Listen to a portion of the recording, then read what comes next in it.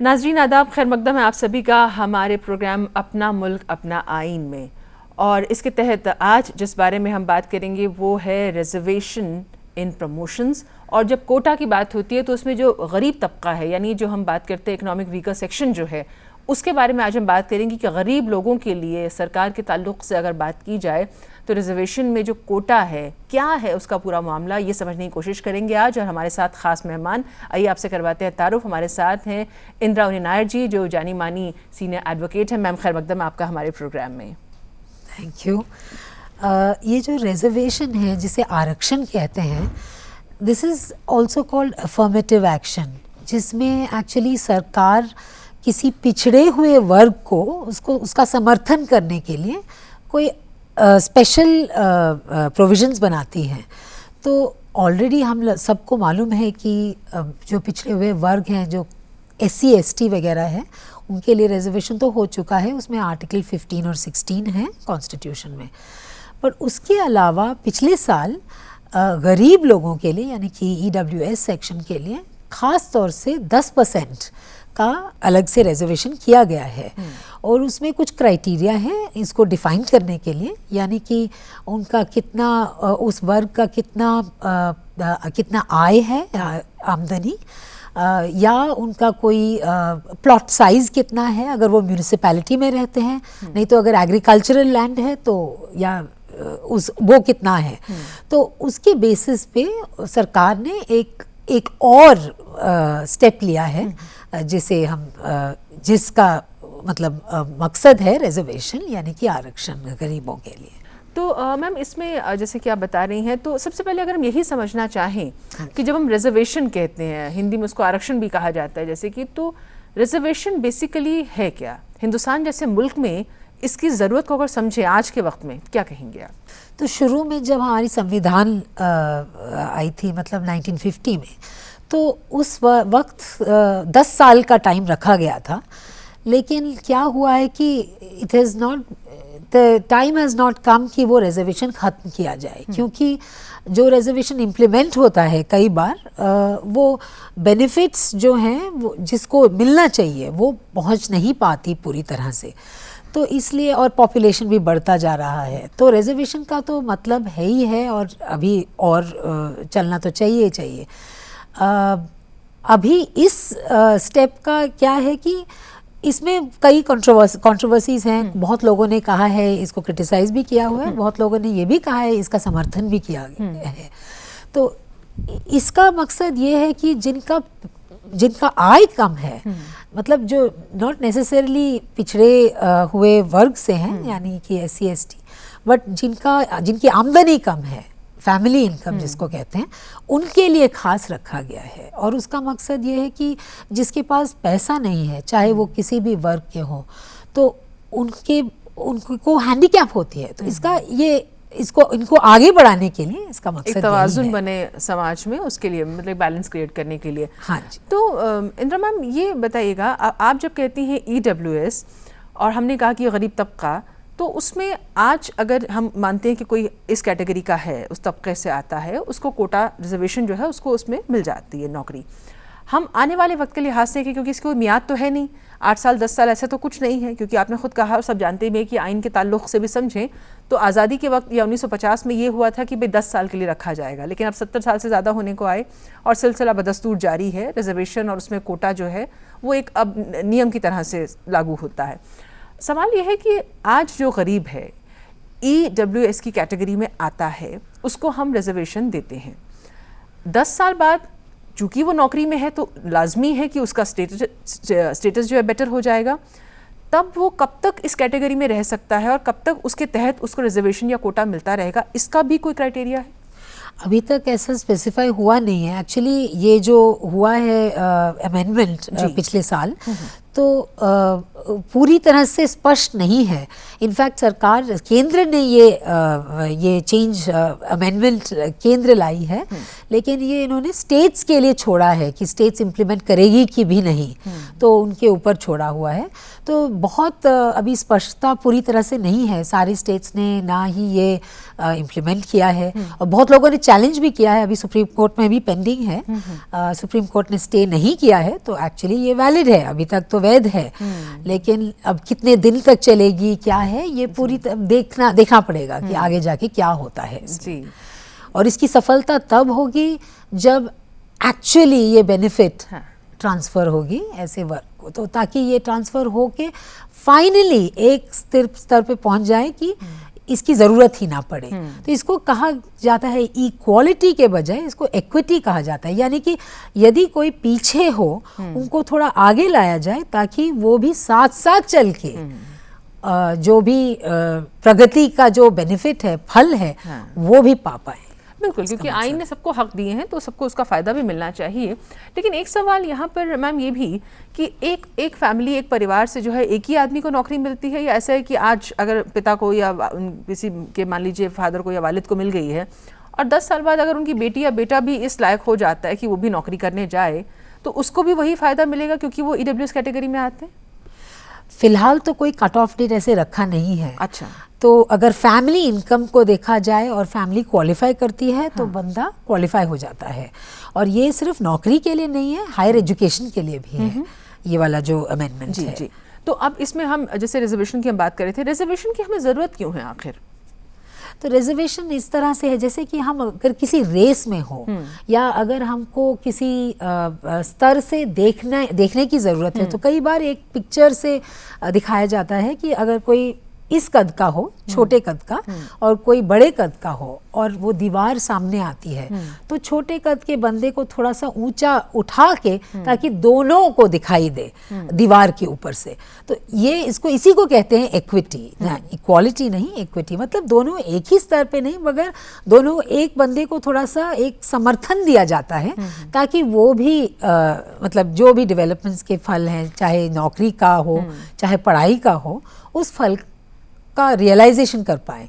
तो इसीलिए रखा जाता है। अभी हमको तो सबको पता है कि बहुत सारे लोग अभी पिछड़े हुए हैं, बहुत सारे लोग जो प्रिविलेज क्लासेस हम जिसको कह सकते हैं, वो तो उसकी तो प्राप्ति कर नहीं पाते हैं, तो इसीलिए रखा जाता है। तो इसीलिए रिजर्वेशन की अहमियत तो है, लेकिन सुप्रीम कोर्ट ने ये कहा है कि जो वर्ग बिल्कुल होमोजेनियस हो, होमोजेनियस मतलब समान हो एक तरह से, तो उनको दिया जाना चाहिए रिजर्वेशन। सिर्फ इकोनॉमिक या आय के बेसिस पे रिजर्वेशन नहीं देना चाहिए। ऐसे बहुत लोग हैं जो संवैधानिक एक्सपर्ट्स भी हैं जो कहते हैं कि ये बिल्कुल सही नहीं है जो ये वाला कदम है, लेकिन अभी सुप्रीम कोर्ट इस बात को डिसाइड करेगी कि ये अलाउड है या नहीं अलाउड। तो मैम हम रिजर्वेशन की जब बात करते हैं, आज हमारा जैसा कि मौजू भी है रिजर्वेशन एंड इन प्रमोशंस, तो हम प्रमोशन की जब बात करें अब, तो गरीब तबके के लिए प्रमोशन के ताल्लुक से सरकार जो है क्या कुछ दे रही है, हुकूमत क्या कुछ कर रही है? तो अभी तक तो आर्टिकल 15 और 16 में है, 16(4), तो उसमें क्या है कि अभी तक तो सिर्फ क्लास के बेसिस पे था। क्लास का मतलब ये है SC, ST, OBC। तो और सुप्रीम कोर्ट ने एक कट ऑफ रखा है कि 50% से ज़्यादा रिजर्वेशन होना भी नहीं चाहिए इन टोटल। तो ऐसा एक पाबंदी रखा हुआ था। अब उसके अलावा ये जो 10% है वो 50 से ज़्यादा बन जाएगी, और ये इन क्लासेस में से नहीं होंगे, ये तो बहुत ही स्पष्ट है। तो प्रमोशंस के लिए शुरू में ऐसा था कि ये कहा गया था कि जो भी रिजर्वेशन है सिर्फ अपॉइंटमेंट्स के लिए होंगी। बाद में ये प्रमोशंस के लिए भी एक्सटेंड किया गया था। तो बहुत लोग अभी भी ऑब्जेक्ट करते हैं कि भाई पहले अपॉइंटमेंट्स के स्तर पे आप दे ही रहे हैं, और बाद में अब जब बंदे को ऑलरेडी ये एडवांटेज या बेनिफिट मिल गया है तो फिर बाद में क्यों दिया जा रहा है। लेकिन ऊंचे स्तर पर पहुंचने पर ही बंदा पूरी तरह से रियलाइज़ कर पाता है। तो हम डेफिनेटली इसका समर्थन करते हैं रिजर्वेशन इन प्रमोशन का। लेकिन अब ये किस तरह से किया जाए, कई बार क्या होता है कि ये प्रॉपरली इम्प्लीमेंट नहीं होता है, क्योंकि क्या है कि प्रमोशन के स्तर पे, ये ऊंचे स्तर पर तीन चीज़ों का मतलब तीन चीज़ों का को देखना चाहिए किसी भी डिपार्टमेंट को। क्या, किन चीज़ों का? एक है कि क्या वो क्लास वास्तव में बैकवर्ड है कि नहीं, दूसरा है कि क्या उनका रिप्रेजेंटेशन कम है। अगर रिप्रेजेंटेशन मान लीजिए 5% होना चाहिए, तो कम से कम 5% के लोग उस वर्ग में शामिल हैं कि नहीं है, एक। और तीसरा है कि एफिशिएंसी को ये इम्पैक्ट करती है कि नहीं, एडमिनिस्ट्रेशन।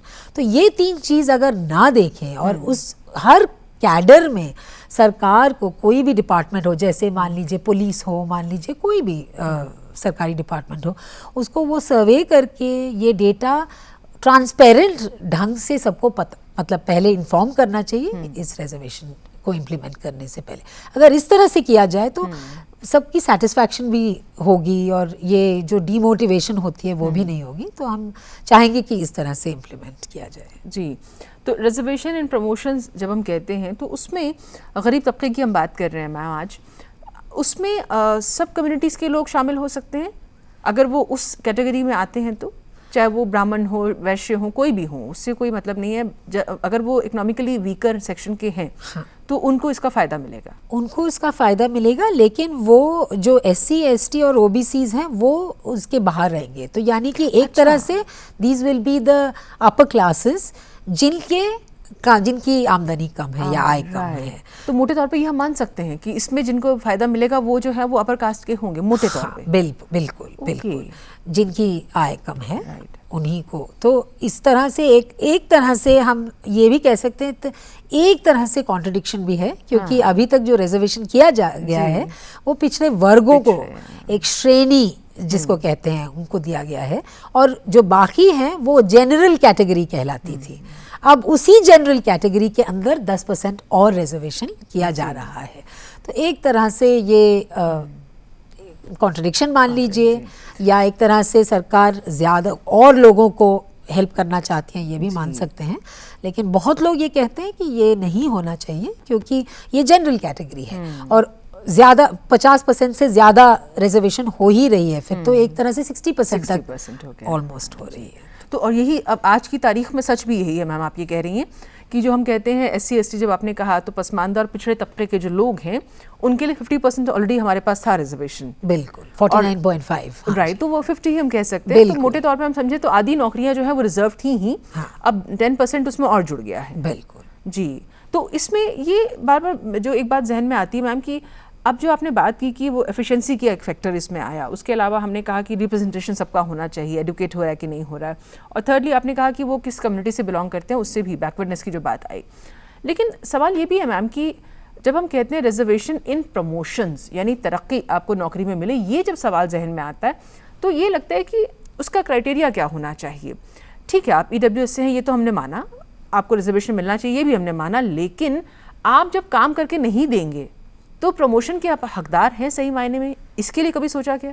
हाँ बिल्कुल। तो इसमें एक्चुअली क्या है कि एक जैसे ये आर्टिकल 16(4) है 16(4) और आर्टिकल 16(1) है 16(1) उसके ऊपर, जो इक्वल अपॉर्चुनिटी का आर्टिकल है कि जो भी compete करता है किसी भी जॉब के लिए तो उनको इसमें सच इक्वल है। इक्वल मतलब अगर मैं इसमें compete कर रही हूँ और कोई compete कर रहा है तो उनको दोनों को चांस मिलना चाहिए आगे बढ़ने का।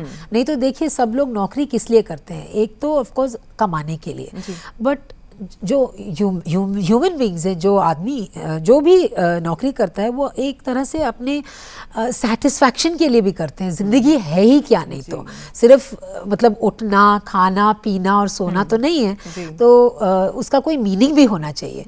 और जो भी हम लोग काम करते हैं उस काम का कोई मतलब भी होता है, हमारी आत्मिक सेटिस्फैक्शन आप कह सकते हैं, आत्मिक संतुष्टि और बढ़ना। और हमारी संविधान ये भी कहती है कि हर सिटीज़न को, इस देश में हर सिटीज़न को ये हक है और स्टेट का ये ड्यूटी भी है कि हर सिटीज़न का पोटेंशियल जो है, जो मतलब हमारी कैपेसिटी है वो उसका बढ़ावा होना चाहिए।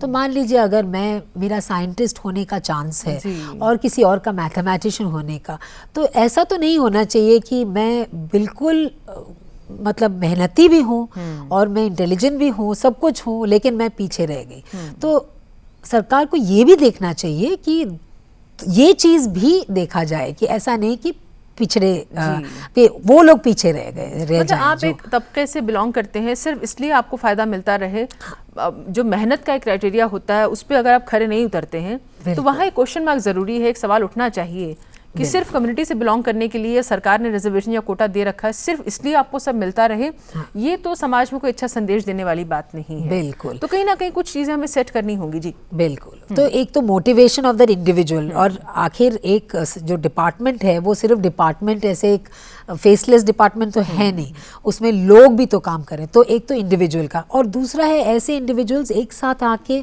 एक डिपार्टमेंट में काम कर रहे हैं और वो डिपार्टमेंट एक्चुअली सरकार में कंट्रीब्यूट कर रही है, तो वो भी तो देखना चाहिए। तो ये बहुत इम्पोर्टेंट है, और ऐसे मैसेज भी जाता है, एक संदेश जाता है कि देखिए हम लोग जो भी काम करते हैं तो उसको अप्रिशिएट भी किया जाएगा। तो ये सब भी बहुत इम्पोर्टेंट है। तो मोटिवेशन बहुत इम्पोर्टेंट है किसी भी ऑफिस में, मतलब कहीं पे भी जाए, चाहे प्राइवेट सेक्टर में हो। प्राइवेट सेक्टर में तो कहते हैं कि मोटिवेशन को देखा जाता है, ह्यूमन रिसोर्स पॉलिसीज में तो बोलते हैं। तो इसी तरह से सरकार को एक्चुअली मोटिवेशन, जो लोगों में जो इंटरेस्ट है काम करने का, एनकरेजमेंट बहुत। ये बहुत इंटरेस्टिंग बात आपने कही मैम कि हम जब प्राइवेट सेक्टर की बात करते हैं तो वहाँ पे हेल्दी कंपटीशन होता है, कंस्ट्रक्टिव तरीके से लोगों को इनकरेज किया जाता है, एक दूसरे के साथ में अगर राइवलरी भी होती है, बहुत ही हेल्दी और बहुत पॉजिटिव चीज़ों के साथ में बढ़ते हैं। लेकिन सरकार की जब बात आती है तो वहाँ पे फिर वही मसला है कि कोटा, और वो जो हम जहनी तौर पे मान लेते हैं कि हमें तो कोटे का फ़ायदा होगा ही, तो कहीं आपको लगता है कि मेहनत में कमी आती है उससे, या हम कुछ चीज़ों को बस बाय डिफ़ॉल्ट एक्सेप्ट करते हुए आगे बढ़ते हैं? हाँ, मुझे तो लगता है कि तो इसका नेगेटिव इम्पैक्ट भी है। मैं पूछना आपसे ये चाह रही हूँ कि मनफी असर भी होता है? बिल्कुल, बिकॉज अगर ऐसा है कि हमें मालूम है कि हम जो भी कुछ करें उसका कोई फ़र्क तो पड़ने वाला नहीं है, उसका नतीजा होने वाला नहीं है, तो हमारी तरक्की होने ही वाली नहीं है, तो फिर बंदा क्या करेगा? एक बार ट्राई करेगा, दूसरी बार ट्राई करेगा, तीसरी बार, फिर उसके बाद गिव अप करेगा। तो यही प्रॉब्लम है। तो this is very very important. तो हमें ये लगता है कि इस बात पे बहुत गौर होना चाहिए। हम कंपटीशन की बात कम कर रहे हैं, हम मोटिवेशन की बात कर रहे हैं, एनकरेजमेंट की। आजकल एक्चुअली जो मॉडर्न थियोरी है कंपटीशन से ज़्यादा कोलैबोरेटिवली काम करने का है, कि लोग एक साथ जुड़ जाएं, हम सब एक साथ काम करें तो पूरा देश कितनी तरह से आगे बढ़ सकता है। सब मानते हैं और जानते हैं कि हम लोगों का दिमाग तो बहुत ही, मतलब इट इज़ आउटस्टैंडिंग, हम लोग सारी दुनिया में जाके कितनी अच्छी परफॉर्म करते हैं, तो वही बंदा यहाँ पे क्यों ना परफॉर्म करे, तो देश क्यों नहीं बढ़ सकता है। अनफॉर्चुनेटली बहुत सारे डिपार्टमेंट्स में इन रिजर्वेशन वगैरह का मतलब उपयोग इन अ पॉजिटिव वे हमेशा नहीं होता है, नहीं हो पाता है, नहीं होता है। कई बार क्या होता है कि हालांकि जो रिजर्वेशन इन प्रमोशन है उसमें एक कैचअप रूल करके होता है कि अगर रिजर्व कैटेगरी का सीट पहले खाली हो जाए और वो आगे बढ़ जाए, बट वो जूनियर हो पहले, क्योंकि वो सीट खाली हो गया, वो आगे बढ़ गए अपने सीनियर से, तो बाद में अगर सीनियर भी प्रमोट होके उसी स्तर पे आ जाए तो वो अपनी सीनियरिटी वापस उसको मिल जाती है, ऐसा एक रूल है। लेकिन सरकार उसको रूटीनली बार बार अलग अलग डिपार्टमेंट्स में उसको इग्नोर करती है। तो एज अ रिज़ल्ट क्या होता है कि जैसे इम्पॉर्टेंट जो डिपार्टमेंट्स है, जैसे पुलिस की है वगैरह वगैरह, तो उसमें वो लोग बहुत डिमोटिवेट हो जाते हैं, तो फिर कैसे परफॉर्म कर पाएंगे। तो इस चीज़ का गौर करना चाहिए हमें। तो जो हेल्दी एटमॉस्फेयर की बात होती है, खुशनुमा माहौल जो है वो नहीं मिलेगा तो तरक्की पे भी असर पड़ता है बिलाशुबहा। मैम इसमें जो बात आपने कही, हुकूमत का जिक्र भी आया, तो जब हम रिजर्वेशन प्रमोशंस की बात कर रहे हैं आज EWS के ताल्लुक से, तो इसमें मरकज़ी हुकूमत की अगर हम बात करें, यानी सेंट्रल गवर्नमेंट की, और रियासती हुकूमत की, स्टेट गवर्नमेंट्स की, तो दोनों के अलग अलग भी कुछ इसमें अधिकार हैं, कुछ राइट्स हैं उनके, या सबको सिमिलर तरीके से इसको मानना होता है? कुछ स्टेट्स हैं जैसे तमिलनाडु का रिजर्वेशन काफ़ी ज़्यादा है, उन्होंने खूब बढ़ा दिया था, लेकिन वो और किसी आर्टिकल के तहत चले गए थे, क्योंकि उन आर्टिकल्स में फिर सेंटर या कोई भी उसका दखल अंदाज नहीं कर सकते हैं।